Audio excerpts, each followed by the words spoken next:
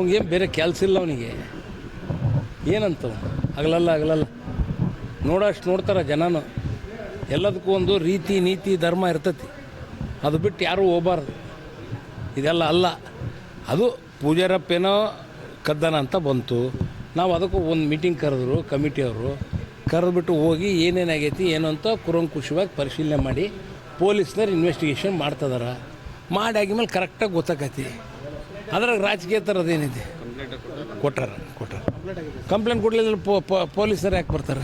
ಕಾರ್ಯಾಧ್ಯಕ್ಷ ಸ್ಥಾನ ಇನ್ನೂ 9 ವರ್ಷ ಆದರೂ ಯಾಕೆ ನೇಮಕ ಮಾಡಿಲ್ಲ ಅನ್ನೋದು ಸೆಕ್ರೆಟರಿ ಎಲ್ಲಿದು ಮಾಡ್ತಾರೆ. ಈಗ ಮರಿಯಣ್ಣ ಇಲ್ಲ, ಈಗ ಇನ್ಚಾರ್ಜ್ ಅಂತ ಅದಾರ, ಇನ್ಚಾರ್ಜ್ ಅವರೇ ಮಾಡ್ತಾರೆ. ಅದೇ ಇವ್ರ ಹತ್ರ ಹೇಳಿಸ್ಕೊಂಡು ಮಾಡೋದೇನು ಬೇಕಾಗಿಲ್ಲ ನಮಗೆ. ಏನ ಯಾರು ಹೇಳಿದ್ರು ಇದನ್ನು? ಅವನು ಹೇಳ್ದ ಅಂದ್ರೆ ಮಾಡ್ಬೇಕಾ? ಹಾಂ, ಇವೆಲ್ಲ ನಡೆಯಲ್ಲ. ಎಲ್ಲದಕ್ಕೂ ಒಂದು ರೀತಿ ನೀತಿ ಇರ್ತೈತಿ.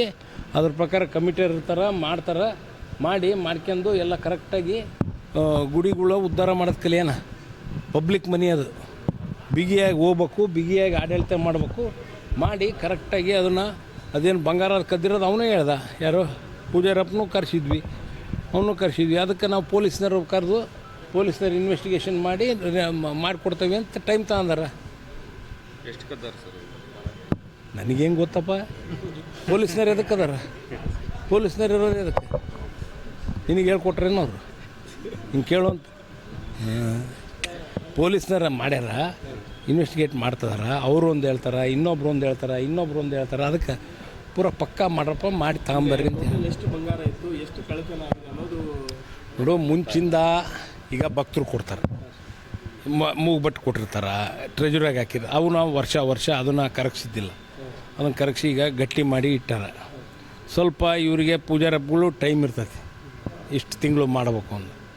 ಅವ್ರು ಮಾಡ್ಬೇಕಾದ್ರೆ ಅವ್ರಿಗೆ ಹ್ಯಾಂಡ್ ಓವರ್ ಮಾಡಿರ್ತಾರೆ, ಇಷ್ಟು ಬಂಗಾರ ಅಂತ, ಇಷ್ಟು ಒಡವೆ ಅಂತ.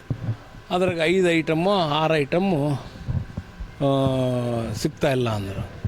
ಅದಕ್ಕೆ 6 ಐಟಮ್ ಯಾವ್ಯಾವು ಅಂತಂದು ಎಷ್ಟೈತಿ ಏನು ಅಂತಂದು ಅದನ್ನು ಇನ್ವೆಸ್ಟಿಗೇಟ್ ಮಾಡಿ ಅದ್ರ ಪ್ರಕಾರ ತಂಬರಪ್ಪ ಅಂತ ಹೇಳಿದ್ವಿ.